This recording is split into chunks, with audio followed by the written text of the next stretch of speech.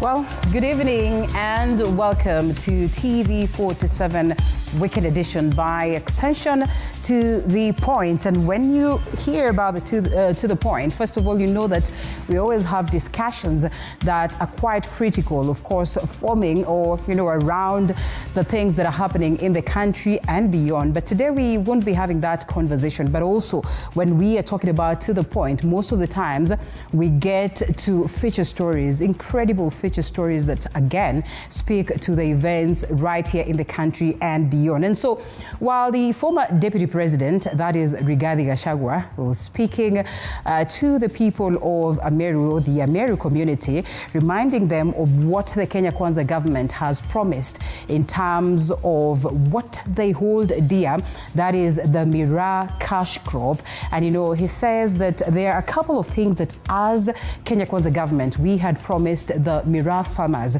and the intention was to make sure that they get to yield great proceeds from this cash crop, something he says the Kenya Kwanza government has not achieved. And so he says, please, the people of Ameru, remember to remind the Kenya Kwanza government that they owe you something. We also will be taking a look at this important cash crop, but of course taking it a notch higher and speaking to the Miraa drivers and the family members of the Miraa drivers. We call them that commonly right here in the country.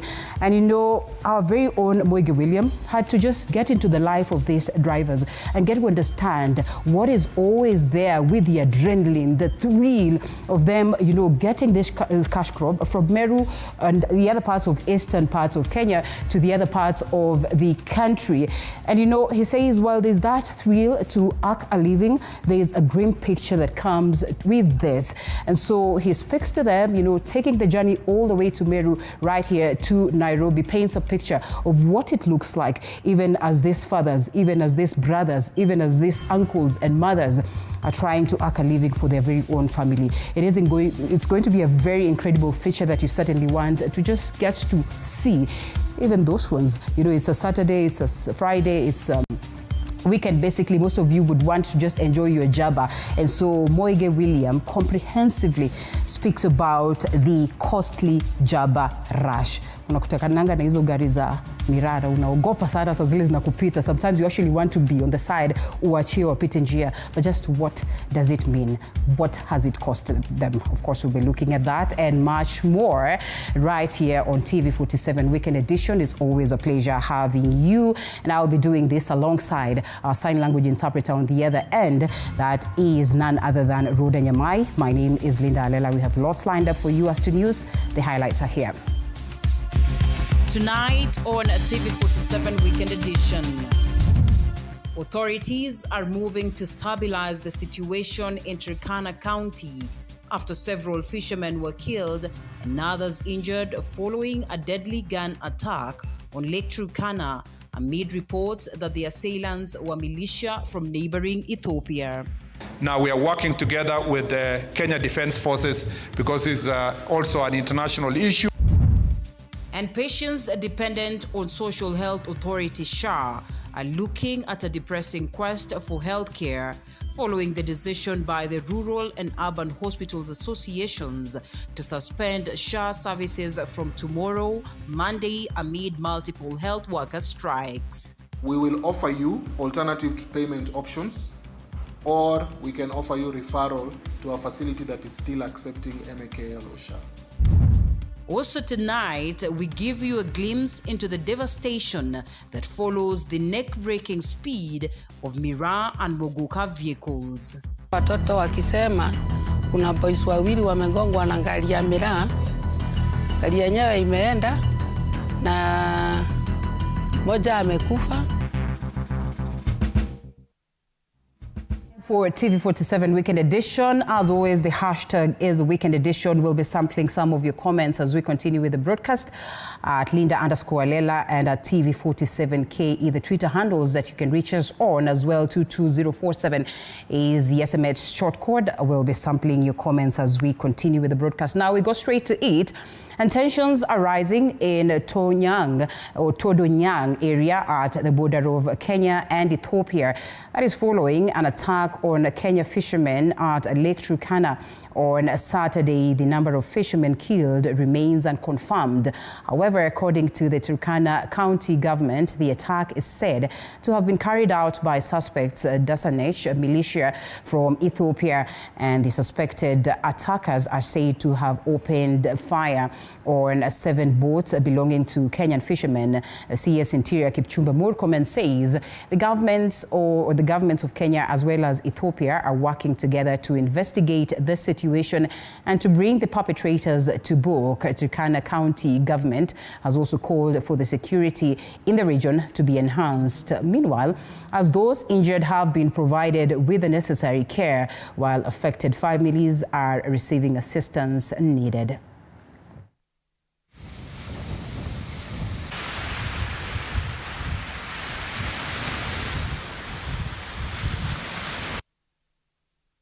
Wananchi wetu kidogo wameumia na tumekuwa, the IG and our police have responded very well from yesterday up to now. There are some of our citizens who are yet to be accounted for, and it is a challenge which is cross border. Tunafanya kazi pamoja na serikali ya Ethiopia. Saa hizi mikutano inaendelea ya kuweza kushawishiana vile ya kusaidiana na nchi jirani kwa sababu ya border issues. Now we are working together with the Kenya Defense Forces because it's also an international issue to make sure that we resolve that issue. And grief has engulfed Arujo village in Homa Bay County following the death of a 43-year-old fisherman who drowned at Angalo Beach while fishing with his brother. And according to reports, the deceased, John Okombo, fell in the lake due to an underlying medical condition of epilepsy. Our reporter Anastasia Mukabi with details of that.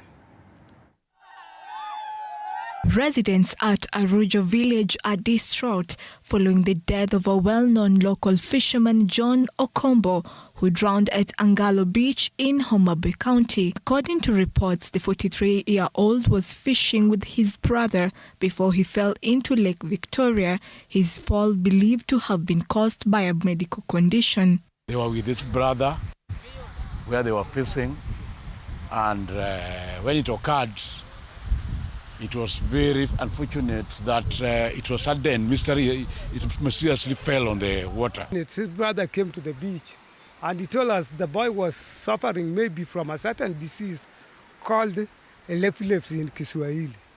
Following the incident, a group of fishermen immediately launched a search operation, eventually recovering the body, which was taken to Homa Bay County Referral Hospital morgue. Soba, we called Ndoro.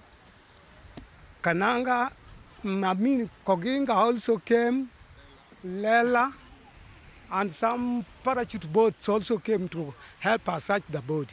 At around 1 p.m., we got the body.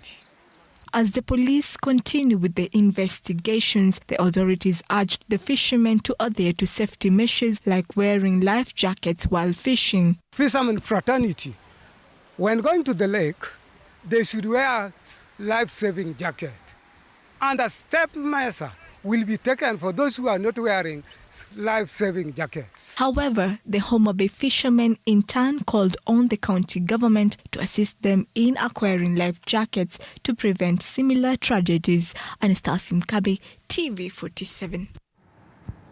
The Rural Urban Private Hospital Association has announced operational guidelines for its member facilities ahead of tomorrow's start of the previously announced suspension of services that is under the Social Health Authority SHA. The suspension, however, will not affect patients admitted that is under SHA prior to tomorrow, as Sheila Chelagat details. The suspension of services under the Social Health Authority at private facilities is set to take effect from tomorrow, Monday, which will force Kenyans to pay out of pocket or use other alternatives to access health services at these facilities. We have also taken this decision very painfully because we require to continue providing quality healthcare services to our patients. And in light of the looming suspension, the Rural and Urban Private Hospital Association of Kenya, RUPA, today announced operational guidelines for its member facilities. No patient should be detained. They should be referred to a hospital of their choice if they choose or opt to use exclusively those covers. However, treatment for patients admitted under SHA prior to tomorrow will not be disrupted, as they will continue receiving care under existing terms until their discharge.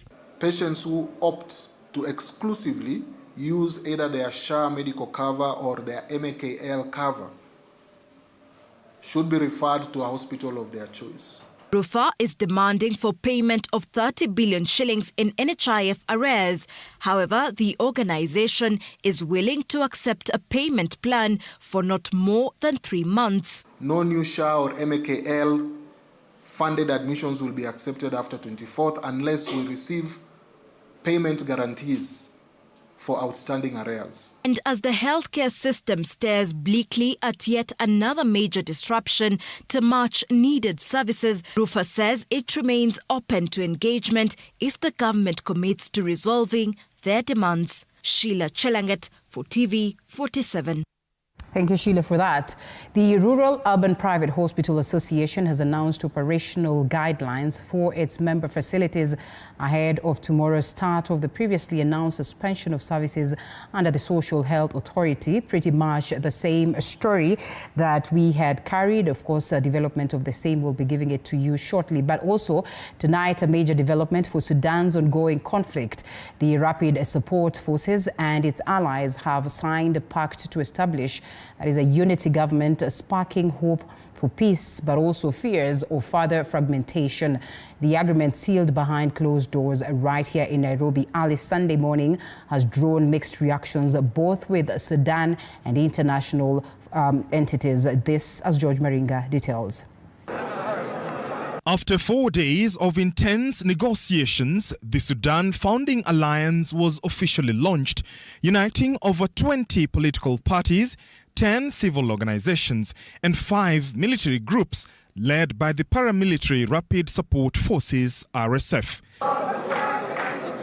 Key signatories include Abdel Rahim Daglo, deputy to RSF commander Mohammed Hamdan Daglo, and a faction of the Sudan People's Liberation Movement North, led by Abdelaziz Al-Hilu, which controls part of the Kordofan and Blue Nile states. The alliance's charter calls for a secular, democratic, and decentralized Sudan, emphasizing freedom, equality, and justice without bias toward ethnicity, culture, or religion. Central to the agreement is the formation of a unified national army representing all regions of Sudan, free from political interference. The alliance also vowed to end the war, facilitate humanitarian aid, and integrate armed groups into a single national force. Ala El-Din Nukt, a former spokesperson for the Takadum coalition and charter signatory, highlighted the urgent need to address service gaps in RSF-controlled territories. The move comes nearly 2 years into Sudan's brutal war, which has displaced over 12 million people and caused what the UN calls the world's worst hunger and displacement crisis. But the formation of the Sudan Founding Alliance has deepened political rifts. The once united Takadum coalition has splintered into 2 factions. The alliance itself aligned with the RSF and the Civilian Democratic Alliance for Revolutionary Powers, or SUMUD, led by former Prime Minister Abdallah Hamdok. Sudan's Army Chief Abdel Fattah al-Burhan has condemned the initiative, vowing to form a quote-unquote war cabinet after recent military gains in Khartoum and central Sudan. Kenya's hosting of the summit has also sparked backlash. Sudan's army-aligned government recalled its ambassador from Nairobi last week, while the UN Secretary-General Antonio Guterres warned the move could further fragment the country. Despite the controversy, alliance leaders are pressing ahead. Najim Al-Din Drissa, spokesperson for the United Civil Forces, says the new administration could be formed within a month. As Sudan's conflict rages on, the Sudan Founding Alliance offers both promise and peril. Whether it leads to unity or further division will depend on how the alliance navigates Sudan's complex political landscape in the coming weeks. George Maringa, TV47, Nairobi. We can only hope that peace prevails. And now the latest reports show that Pope Francis is in critical condition, receiving treatment at Gemelli Hospital in Rome. And according to the Vatican, Pope Francis is conscious but still receiving high flows of supplemental oxygen following a respiratory crisis and blood transfusions, as he remains in critical condition with a complex lung infection. Pope Francis, who is 88 years old, was admitted to Rome's Gemelli Hospital on February the 14th. The Vatican described his condition as critical for the very first time on Saturday.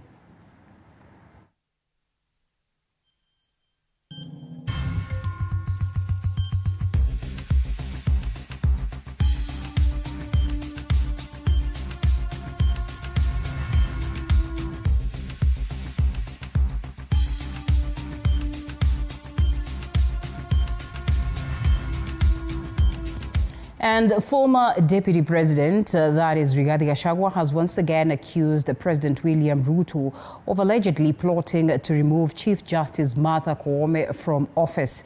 Gachagua claims that the move is motivated by Koome's alleged refusal to bow down to politicians in the country. The former DP has vowed to spearhead a protest if the embattled Chief Justice Martha Koome is removed from office, as Micah Gungu details. Former Deputy President Rigathi Gachagua has yet again pointed his guns against his former boss, President William Ruto, by threatening to lead a mass protest if Chief Justice Martha Koome is removed from office. While speaking during an AIPCA church service in Gembe North in Meru County Sunday, Gachagua strongly criticized President William Ruto, accusing him of trying to disrupt political activities in Mount Kenya region. Rais, ulipigana na mimi Rigathi Gachagua, mimi ni mwanaume. Wachana na Martha Koome ni mwanamke. Mbona unapigana na wanawake? Can you fight your fellow men, sindio? Former Law Society of Kenya President Nelson Harvey previously submitted a petition to the Judicial Service Commission, seeking the ouster of the 7 judges in the Apex Court for alleged gross misconduct and misbehavior. Among Harvey's complaints is the Supreme Court's ruling from January last year, prohibiting advocate Ahmed Nasir Abdullahi and his law firm from appearing in court. Na huyu mama anafukuzwa kwa sababu amekataa kuwa mtu ya Yesa. Sindio? Mutasimama na Martha Koome? Mutasimama na yeye? Hata Waswahili wanasema mazuri hayalipwi kwa mabaya. Jamani, Mama Koome amekosea nini rais wetu? Gachagua accused Ruto of using his power to make sure the CJs was bundled out of office, claiming that Koome's troubles were artificial. Huyu mama akifukuzwa, nipige filimbi mutoke kwa barabara. Mutatoka hamutatoka? Mutatoka hamutatoka? Sasa akishinda kisira siku akizunguka nasema mimi kama William Ruto nimepanga, nimetenga, nimejenga, nimefanya, nimesema. The High Court provided a short-term respite for the embattled head of the judiciary on Friday by prohibiting the Judicial Service Commission from taking up applications to dismiss Koome and her colleagues from the Supreme Court. Before nominations, the former DP urged MCAs to plan to join his new party, which he predicted will have over 120 members of parliament. Sasa sisi tutakuwa na gari yetu na tutakuwa na zaidi ya wabunge 120 katika bunge ambayo itakuja. Na hiyo gari ndio ya pekee ya area hii. Mike Kagwango, TV47, Nairobi. Yes, usifungue yote, ikae nusu hivyo. Yes, and on the very same presence, he spoke largely about the Mira cash crop. And as I have said, this evening we'll be having that incredible feature on the costly Jaba rush compiled by our very own Moige William. You do not want to miss out on that interesting yet very sad story. Now, Kenya's tourism revenue in 2024 went up to over 450 billion shillings, creating numerous job opportunities projected to be much higher, where the government has targeted 5 million tourists by 2027. That is from half the number in 2024. An announcement by President William Ruto today as he welcomed 2,000 cruise tourists in Mombasa. This report by our very own Willie Dennis Njeru.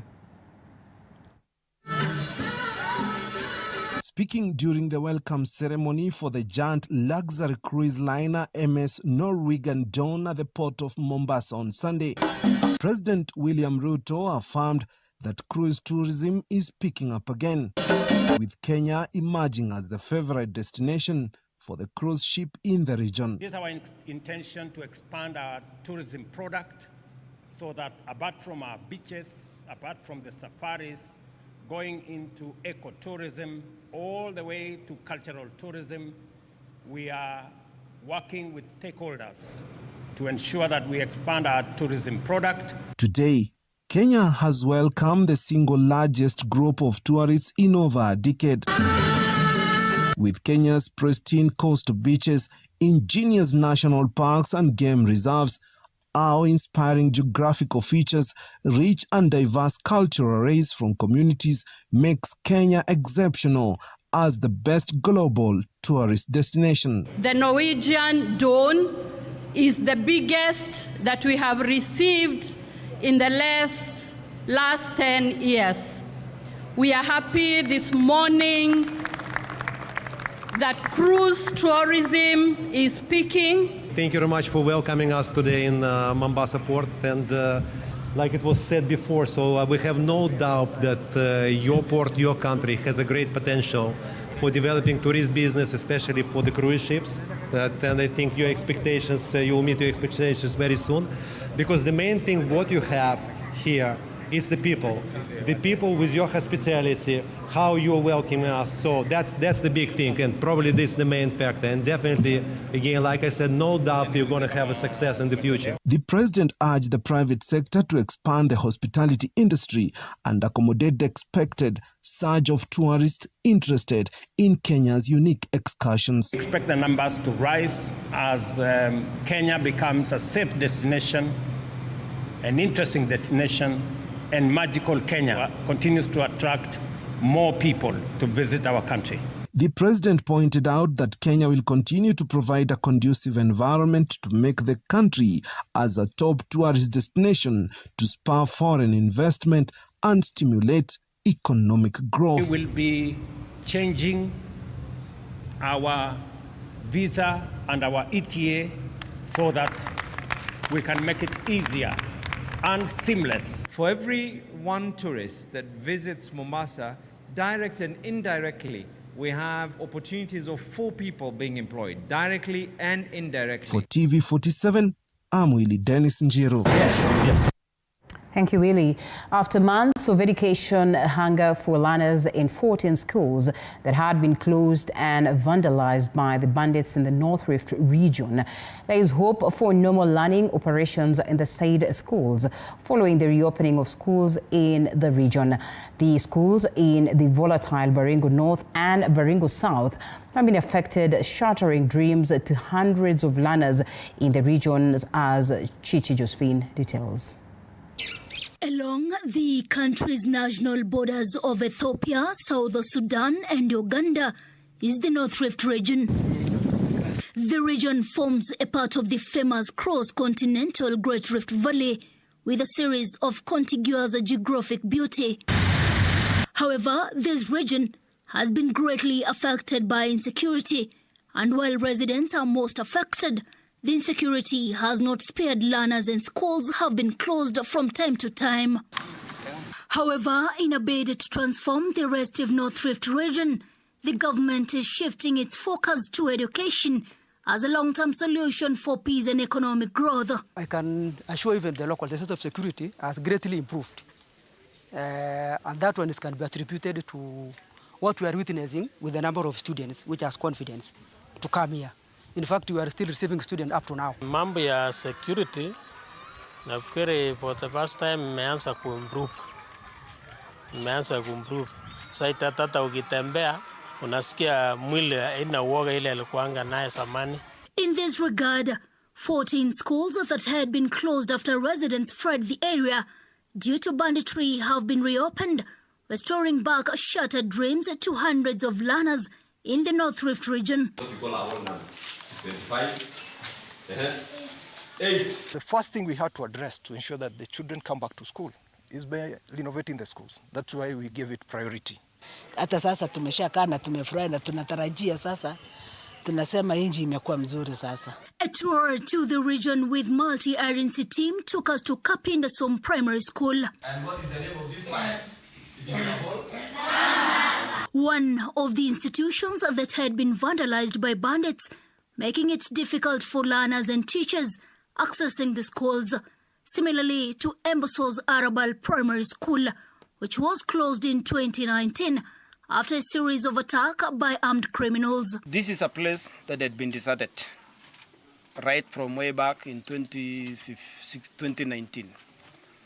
Our children have been learning in the neighboring school, and to be specific, Kemorongion Primary, which is 5-7 kilometers away from here. Our school was highly vandalized, so then we were hosted here so that we are together and management and issues of security as things improve. Arabal and Kapindasom primary schools, both in Baringo South, were ghost schools. Many learners had to drop out of school, with girls under the age of 12 being married off. Tulitawanyika kila watu wameenda mpaka na Mochongoi, Marigat, Kimaleluko. This showcasing the impact of insecurity. According to Joel Koima, Emboso's head teacher, Chemorongion Primary School became host of Kapindasom for approximately 2 years, with pupils of Arabal Embosos dispersing to various schools as far as Laikipia. Since the parents they have not come back, they are still dispersed all over, actually all over the county. But the students are the heroes who have come here, but they are here as IDPs somehow because we are hosting them, both primary and secondary, but they are residing in classes. Since the reopening, Kapindasom, Arabal and Mukutani primary schools have received a high number of learners being enrolled after relative peace is experienced, with 5 security officers in every school to ensure seamless learning goes on. Zile shule ambazo ziliathirika na mambo ya banditry, all of them zinachungwa. Tumefanya deployment at least 5 armed officers. Na nashukuru KDF, sababu KDF ndio wameweza kufanya marekebisho. It's the renovation of those schools which were demolished. Elijah Kiptom, Kapindasom head teacher, say the school is already overstretched with less facilities at the institution, leaving them with no choice but converting classrooms to dormitories. Boys hawana dormitory hata moja. Wanalala kwa hii madarasa. So tunatumia madarasa, mchana kuwa darasa na usiku inakuwa ni malazi yetu, tunalala pale. Na nafikiri kwa wale ambao umetembea kule ndani mmeiona. With the security slowly returning, Kenya Defence Troops are patrolling the hotspots, especially in Kuloa and Kapedo Bridge, areas of Mukutani and Baringo North where bandits had made their hideouts, with parents being encouraged to take their children to school. We've silenced the guns. The area is relatively calm. What we would want to see in the North Rift is that I would encourage the parents to take them to school, and we would want to see schools which have been opened, both communities, having mixed schools from all communities so that it can create the issues of cohesion. In an effort to find a lasting solution to banditry, Operation Maliza Uhalifu is in place, with deployment of more officers in the region to tackle the menace. Mwaka jana wakati kama huu hatungepata nafasi ya kusimama hapa na kuongea, kulikuwa kumechafuka sana. Deployment imefanyika nzuri sana since last year, Na kando na deployment ya personnel, tumekuwa na mambo ya equipping of the troops ambaye ziko on the ground. Chichi, Josephine, TV47. It is beautiful to see the young ones going back to school, and we certainly hope that the government then moves in with speed to guarantee security as well as a friendly learning experience and environment for them. It's at this very point that we pay some bills and then we come back with more stories. Don't you go anywhere.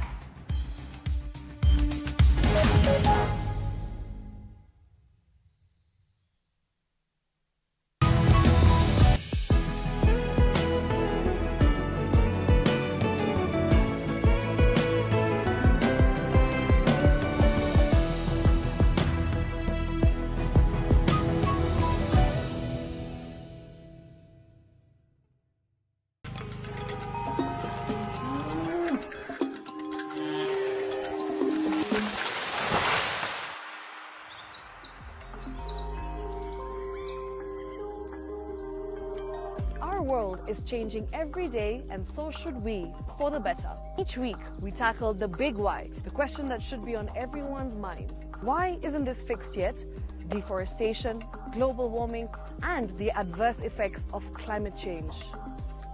The future isn't just something that we inherit, it's something that we create. Join us on the Greenfix as we tell the stories of those who refuse to give up.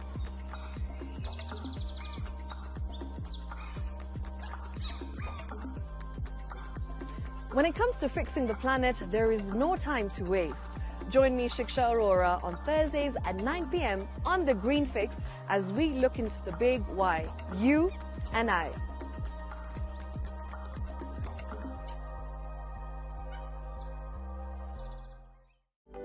For comprehensive information and education on your health, Body Garage is here. Don't allow anyone to pluck out your good tooth, as long as it is strong and stable. Cancer doesn't start today and you get the symptoms tomorrow. By the time you pick it or the time it is manifesting in you, probably will be there about 5 to 10 years. The eye is the window to the rest of the body. Don't forget to stay hydrated. And of course, you at home do take your water. So the ultimate test is actually you check your urine. Your urine should be clear. Clear like the water? Yes. Should be able to see the other side of the urine. If your urine is colored or has changed color, you cannot see the other side, then you have not taken enough water. Don't forget regular health checkups. Early detection saves lives. I want the message be, we can prevent cervical cancer. We prevent cervical cancer in several ways. You have young girls and even somebody who's above that age, you can pay at least every 3 years. Somebody should have a pap smear done. If you are 40, 45, 50 going upwards, once a year, please go see a doctor. Yeah, it's just for normal routine maintenance.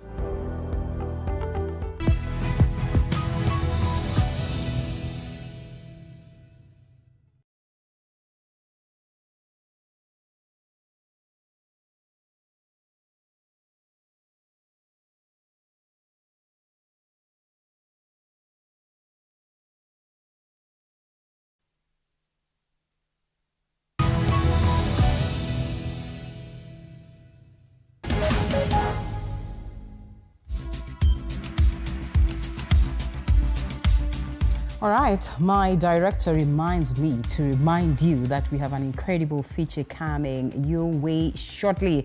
He calls it Stories of Jaba. Yes, the costly Jaba rush, pretty much not Stories of Jaba, but indeed a piece that has been compiled by our very own Moige William that really you do not want to miss out on as he walks the journey of the Mira drivers. And so tonight we explore a story that has been also highlighted so many times. The high-speed rush by drivers is transporting Mira and Muguka to markets across Kenya. Well, the neck-breaking speed due to the knowledge that these stimulants are highly perishable, so they claim.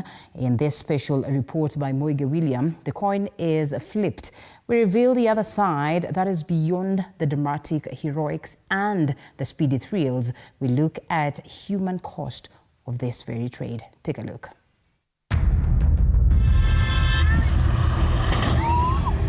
Reckless, fast, daring and adrenaline-driven.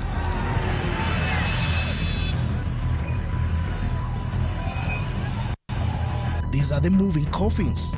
In their wake, death. Nilisikia watoto wakisema kuna boys wawili wamegongwa na gari ya miraa. Gari yenyewe imeenda na moja amekufa. Broken hearts. Anytime I hear an accident, I literally cry because I remember how mom died through those proboxes, the speeding.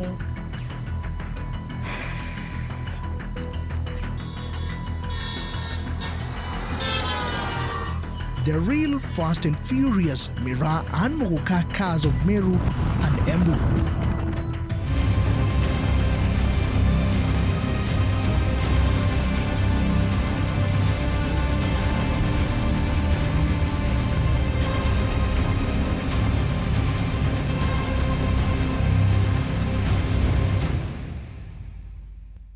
The product is sorted, packed and ready for the market, but this product will need to get to Nairobi in the shortest time possible.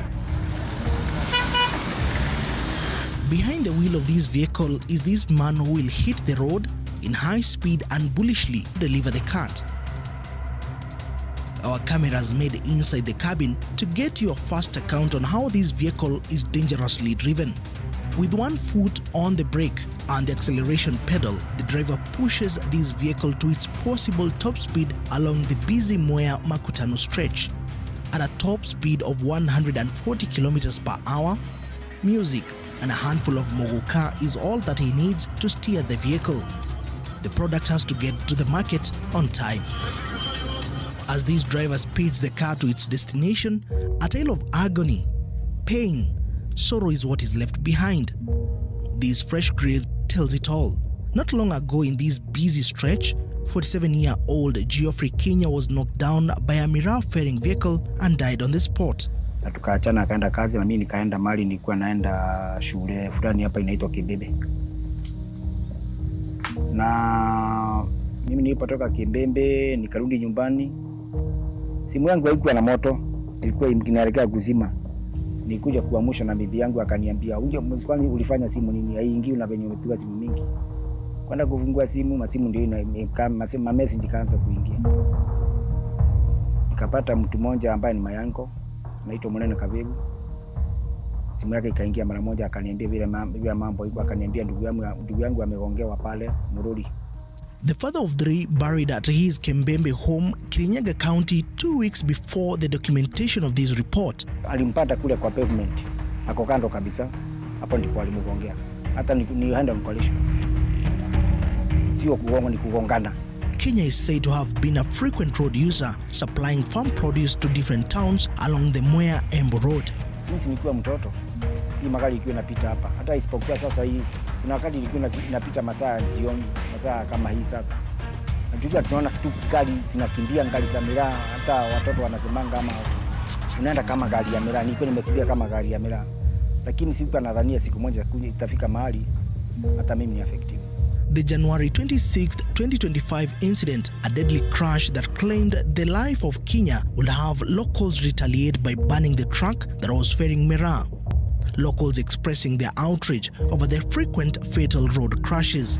Along the Nairobi-Embu highway, this stretch that is between Mwea town and Kimbembe town is considered as the most notorious stretch, leaving scores crippled, others motherless, others fatherless, and in most extreme cases, parents childless. In November 2024, another fatal road crash claimed the lives of 2 children. In this informal settlement at the heart of Wangoro, Mwea, Sombanes commands the atmosphere. Esther Njoki is yet to come to terms with the loss of her 12-year-old son Michael Gishoki. Alikuwa rasiboni, sasa hiyo kidoda hata sijui itapona. Gishoki, together with his 8-year-old friend, were riding a bike to Mwea town to get a shape when their lives were cut short by a speeding Miraa ferrying truck heading towards Nairobi. Sasa hiyo asubuhi mimi nilienda kasi na yeye akachukua baisikeli kwa nyumba wakaenda wakiwa wawili kunyolewa, akiwa na mtoto wa mimba. Saa ilikuwa masaa ya saa 4. Mimi nilikuwa tu bado kasini, nipigiwa simu, lakini mwenye alinipigia simu hakuniambia ni nini. Aliniambia tu nitokezee niende, mwenyewe amesema ataweka maji kwa shamba, nitakuja. Nilikuwa tu peke yangu, nitakuja kumalizia tu kesho. Nikakuta watu wamejaa hapo, lakini tu nilisikia watoto wakisema kuna boys wawili wamegongwa na gari ya miraa. Gari yenyewe imeenda na moja amekufa, mwingine amepelekwa kwa hospitali. The mother of 6 lives on with the scar of losing a child. Gishoke was Njoki's last-born child. Na nimelea wengi na walikuwa tu wanatembea kwa hiyo barabara, na sijawahi kusikia mambo kama hiyo. The devastating pain inflicted by speeding Miraa Mogoka-faring trucks is felt far and wide. Meru, in a silent village in Tigania East, there are families that also bear the brunt of the high-speed driven vehicles. At the home of Jackson Kobia, this graveyard serves as a painful reminder of losing a breadwinner. Asubuhi saa 11 nikaamka, nikaoga, alafu wakati ule niliweka viatu, nikienda safari, nataka kuenda safari niende. Watu waliniambia Kobia yuko, aliaga. The incident of November 23rd completely altered the lifestyle of this family. Kobia's life cut short, the burden of raising 6 children will fall on his wife. Anachomesa watoto wake, hakuna shinda. Kuna chamba ilikuwa pale, tunataka hata tunasema tunaenda kujenga huko, hata mawe yako huko. Na mambo yalibadilika sana. Do not be mistaken. The speeding trucks ferrying these stimulants have not spared even the chauffeurs. In Embu town, we meet up with Ruth John, a former entrepreneur in the Mogoka business. She now depends on this clutch to move from one point to the other. Albeit able to walk on her 2 feet, Ruth shares that she experienced pain on her spine, a reminder on how she survived 2 road crashes in 2 days. Ruth refers to herself as a walking miracle. She is no longer in Mogoka business after surviving the deadly crashes in the year 2020 while embarking from her trip to the coast region where she had gone to deliver the stimulant. I started noticing that the vehicle that I was driving was leaning towards now the right side, and we were about to hit a ditch, and that would be terrible. So I swerved the vehicle so that it can now remain on the road. Unfortunately, we rolled. Things happened so fast. We got out, the 2 of us, uninjured. Nobody was injured, actually. A few scratches here and there. And then we called the police by the help of the customers that we had on the other side of Minjila. We called the police, then they came, they helped us. We towed the vehicle to Gazen police station where we left it. And that was that. We requested a friend to help us, so they came after they did their dropping, they picked us, so we were en route to Embu. The vehicle started now, we started to hear some funny noises from the vehicle until we stopped and realized that we had a loose mud flap. So when we realized we had a loose mud flap, that would not stop us from moving on with our journey, carrying on with our journey. So we continued with our journey. Whatever happened after that, I can never be able to explain up to date. The mother of 3, who has turned into a champion of people living with disabilities, sustained a compressed spine, adding she risked losing both of her legs were it not for the quick medical intervention she received. They had to put chuma and some screws to support the spine because it was not okay. Even walking was a problem. The once driving businesswoman in the Mogoka business, envied by many because of her driving skills, now holds a different opinion on the rush to get the stimulant to the market. Everybody who is in that business to really take care of themselves. and to know that whether they are there or not, Muguka will be consumed unless the government bans it. It will be consumed, and we only have one life. One life. In the semi-arid region of Chicago Mbere North constituency, the presence of Teresia Ndegi will no longer be felt. Ndegi was a Muguka farmer and a trader when her life was cut short in the year 2019. She made a phone call to school through our cook. Then she inquired how I was doing, if I was working hard. I told her yes. Then she promised once we come home for the half-term break, she has a present for me. That was the last conversation we had with her.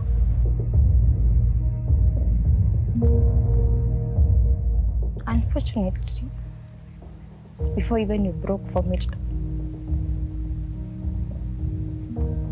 she passed away. So I didn't get the present.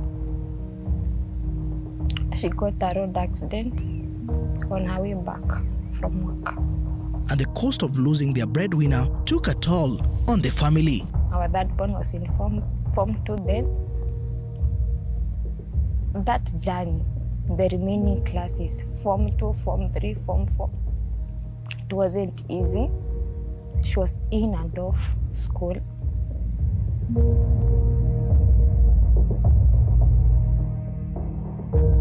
The emotional tales by the survivors of speeding Mira and Muguka ferrying trucks portrays a national concern on the need for further engagement into the growing menace caused by the business of ferrying the stimulant. The National Police Service has reiterated that vehicles will be expected to adhere to traffic rules in new sanctions aimed at bringing sanity in the Mira transport. There is no vehicle that is exempted from, if you flout any traffic rule, then any vehicle is apprehended. By the time of filming this report, trucks from Meru had halted businesses to deliberate on new stringent measures to guide the ferrying of the stimulant. Unajua unakuwa na awareness. Sasa lack of awareness ndio inawafanya wawe wakilitiba kwa barabara. Lakini sisi kama SAMA tutawadhibiti through NTSA. In a report by the National Transport and Safety Authority, a surge by 2.2% of road crashes was reported in the year 2024, where at least 2,407 people lost their lives in road crashes between January and July 7th. Mira ferrying vehicles contributing to these alarming figures. The remaining part is the Muguka part, and we have engaged the transporters and the growers.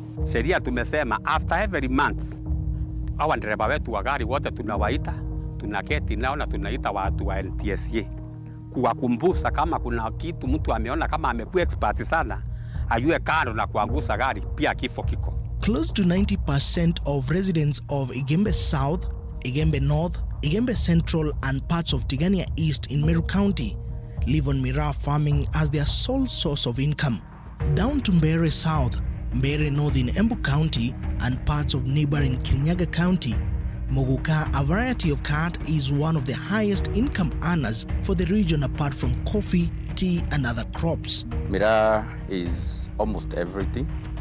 It is both the economy of Meru, it is social and a serious social agenda for Meru community. It is also a sacred crop. The Igembe Farmers Welfare Association and Muguka Traders Association estimates the trade of the two stimulants fetches an approximate of 100 million shillings daily, with over 300,000 Mira farmers in Meru and over 100,000 farmers in Embu and Kirinyaga counties dependent on the crop. Mira is our livelihood. I think about 98% of all households. However, stakeholders and leaders from the Mira and Muguka growing region hold the opinion through the help of government, alternatives can be achieved to facilitate the transportation of the stimulants to different markets across the country. Mfanyikazi wa serikali ama mtu wa serikali anambeba kwa ndege na mtu mmoja juu ya ili akimbie. Mbona hii Mira kuliko isinde ikikimbia iende mbio? Mbona iwe stafutiwa ndege? We have a airport in Isiolo that means about 100 meters tarmac or runway to be completed. We have discussed it with the president, and very soon we are completing it. So the moment we are through with it, we will get away from the loans. We have an airstrip here in Embu. We can have it operational. But before these ideas can come to life, the pain, sorrow, remorse will continue to live on as an undying reminder of what it takes for the Moguka and Mirat to reach its consumers who in Mary chew it. Wakiingia kwa town, si wao wanapeleka hiyo magari yao vibaya juu sasa hatuwezi kuwazuia ndio wapeleke hiyo miraa yao. Imetuulia watu wetu wengi sana. Mpaka tunashindwa, kwani miraa inakuwa ni kama ni dawa ati inapelekewa wagonjwa ndio wasikufe. Anytime I hear an accident, I literally cry because I remember how mom died through those proboxes, the speeding.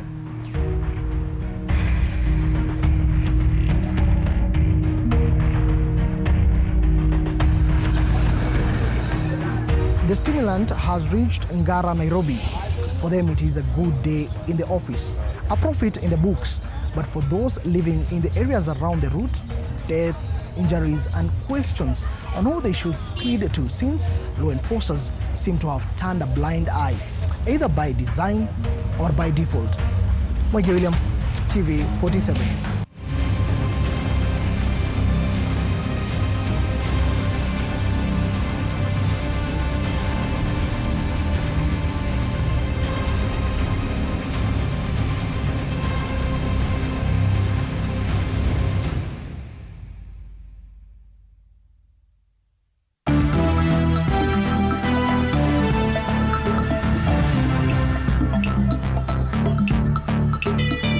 Sports news brought to you by Maybets.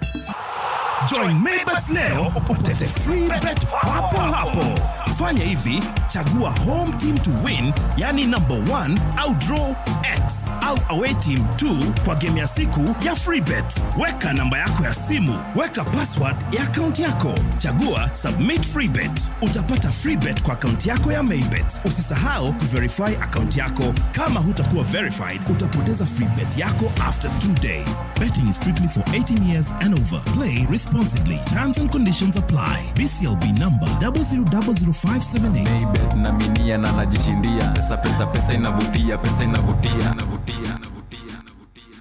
And from the costly Jaba rush, we also have another one that is on this side of sports. But before we get to it, the 2025 edition of the magical Kenya Open came to a conclusion, that is today, at the Muthaiga Golf Club, with South African Jurkis Krushvich clinching his first ever DP World Tour title after edging out his playing partner John Perry by 2 shots. Our very own sports reporter Nzuki Alan has been following up on this event for the last 4 days and gives us a detailed analysis on the action-packed final day of the tournament.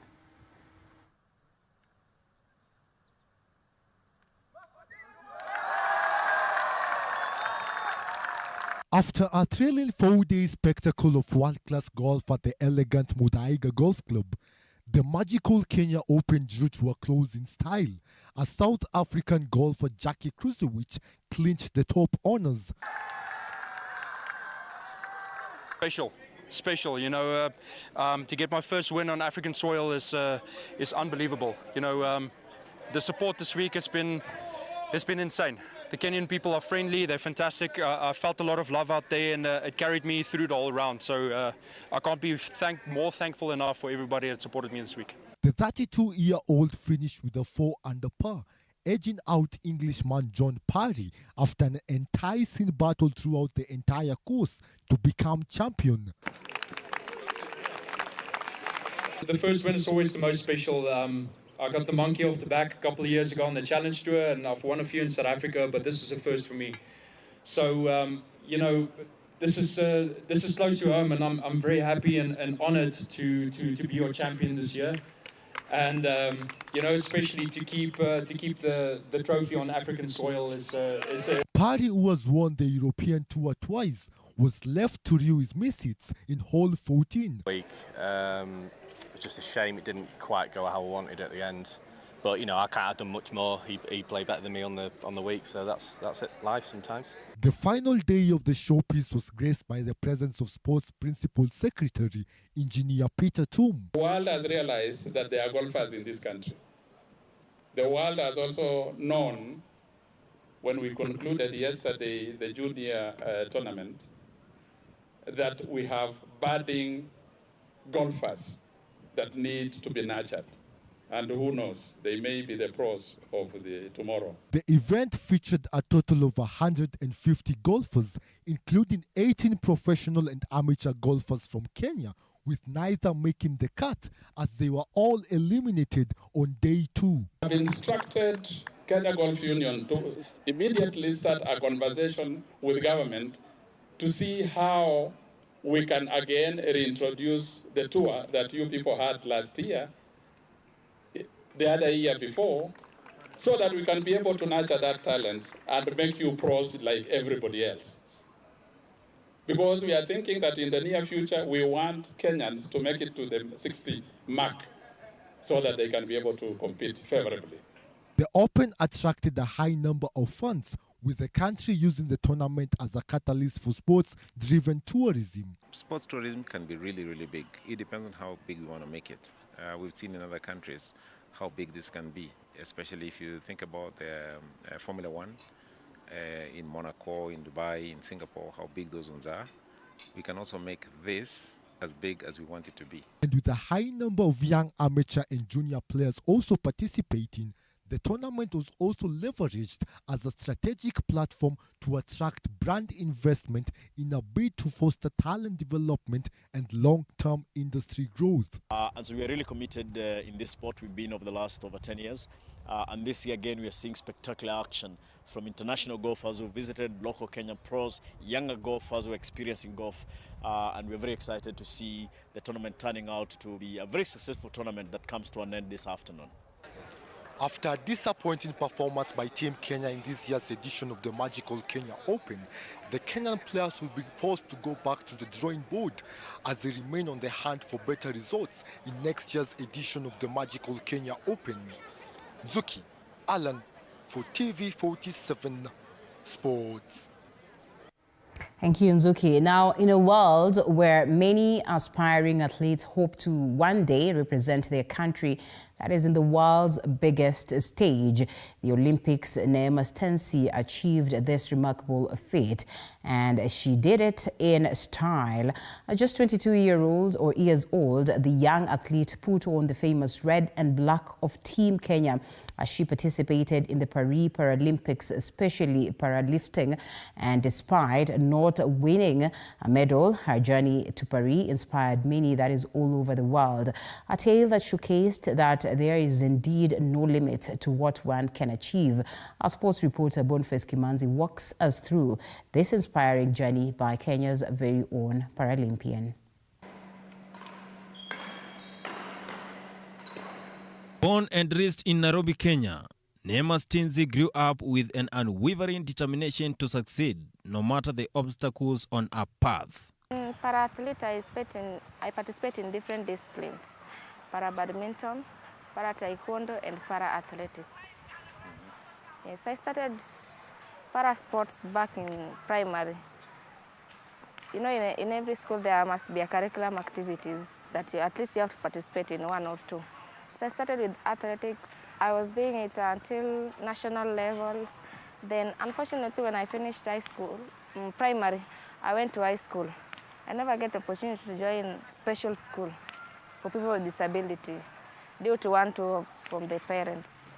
So my father opted for a normal school. From an early age, she loved sports, but a real passion developed in 2016 while at Oyugi Ogago Girls High School in Migori County. The situation there, yes, there were curriculum activities, but I couldn't engage in athletics anymore because it was competitive, very competitive. It's an able sport. So I opted to do badminton.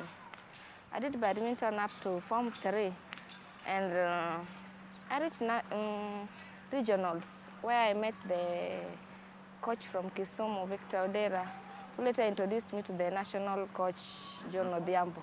That's when I came to realize there are para sports in advance. Like there are so many of them in Nairobi. Journey to become a Paralympian was not easy. Lack of sponsorship to buy a kit, equipment and membership fees to train in clubs with badminton and taekwondo courts. I was not that financially stable because I didn't have work. I had not even joined college. So I found it so hard to travel from Lakisama to Nyayo Stadium daily for training, morning hours, and the fare just shooted. Over the years, her resilience and dedication paid off as she worked tirelessly practicing for long hours and refining her technique. I opted to go to Kasarani because I could easily walk. To Kasarani, I met my coach, another coach from KDF, Mwanzo Dennis. From there, we started training. I even found out that he was training one of the best athletes like Westman Were, and another athletes from different countries. After high school, she joined a local para-badminton club in Nairobi, where she met Samson Ojuka, a para-athlete who inspired her to push herself even harder. I went there in Ruiru, looked at how the training was, and I was surprised. You know, it's kicks around your, unapigwa around your core. Then I was like, will I manage? Or is it the reason why so many ladies are afraid of playing taekwondo? Ojuka had a powerful influence on Neema. He noticed her agility and quick reflexes, essential skills in both badminton and taekwondo. I know you can do it. You just come give it a trial. But you know, they wear protective gears. Yeah, you cannot feel that beat so much. The following day I was there because I like to adventure and learn new things. I was there training.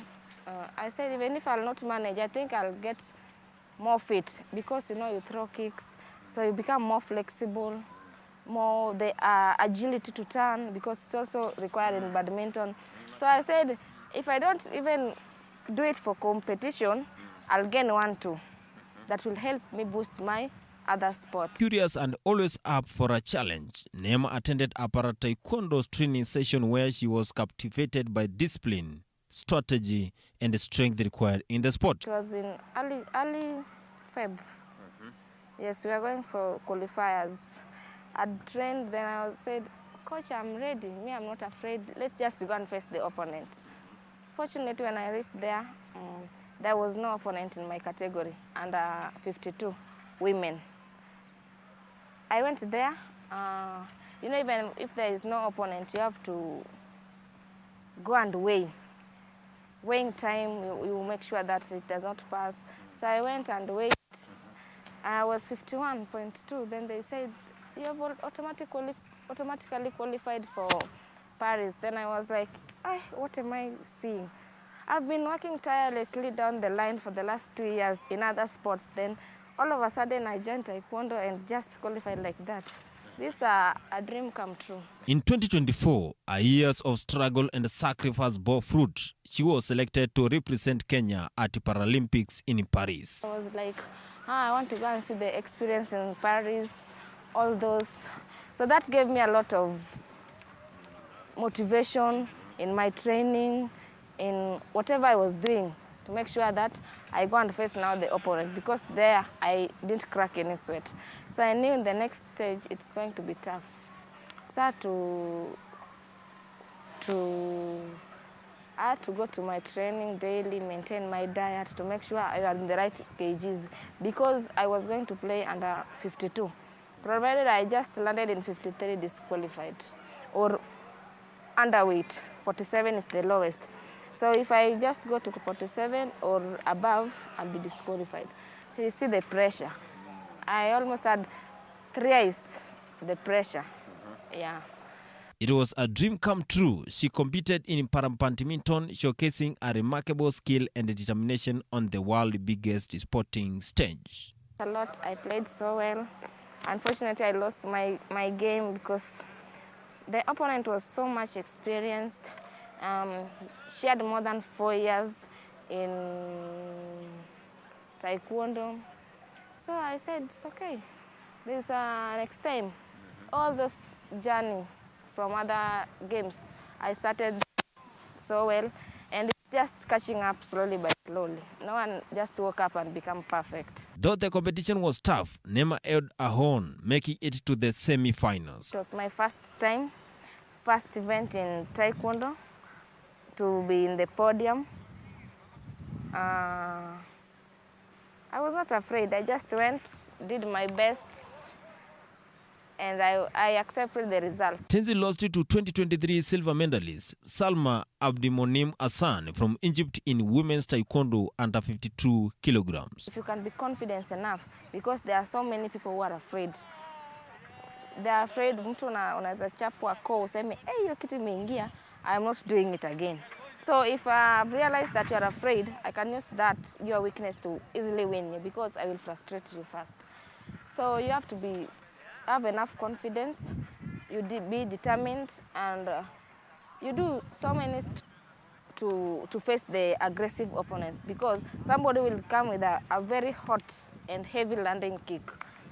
If it's land directly to the core and the core is not strong enough, you can easily lose. The journey was not about winning medals, but proving to herself and others that anything was possible with determination. Feeling was good. Just from the day first I qualified for Paris, everything was good. I got the support both from KNPC, both from government, both from family, and it was just good. Everything went well. We interacted with different athletes from different countries, and I learned a lot. I came back to apply them in my training.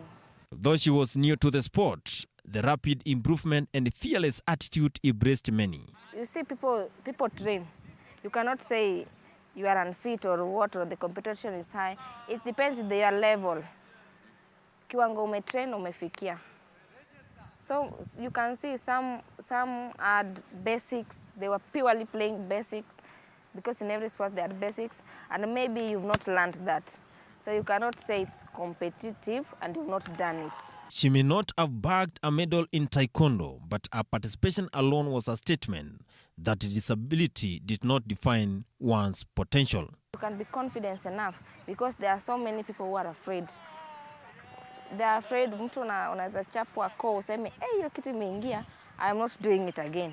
So if I realize that you are afraid, I can use that, your weakness, to easily win you, because I will frustrate you first. So you have to have enough confidence, you be determined, and you do so many strength and conditioning to make sure that the core, the legs are strong enough. Returning to Kenya as a Paralympian was an emotional experience. She was celebrated not just for her performance, but for her resilience and ability to inspire others. I met somebody today and says, Stency, can we play badminton? I just say, come and play. You never know. Today I'm the champion, tomorrow he or she might be the champion. Yeah, so after my sporting career, I cannot just say, let me go now home. I don't want anything, even the equipment. If somebody doesn't have a racket, I can give. Yeah, so that he or she can do the sports and enjoy apart from competition. Nema's journey teaches younger para-athletes that their physical condition does not limit their potential. With resilience, a strong support system, and determination, they can achieve greatness in sports and life. I really love the sports, and even despite of the age, you can see so many people still play. So I will help the country where I can to make sure the young athletes are in the right condition. If it's a matter of helping them even to train or equip with the techniques, I am ready, because it's my country.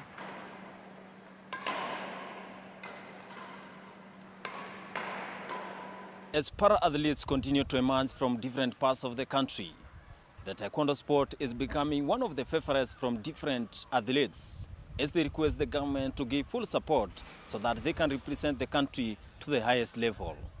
Reporting for TV47 Sports, my name is Boniface Kimanzi.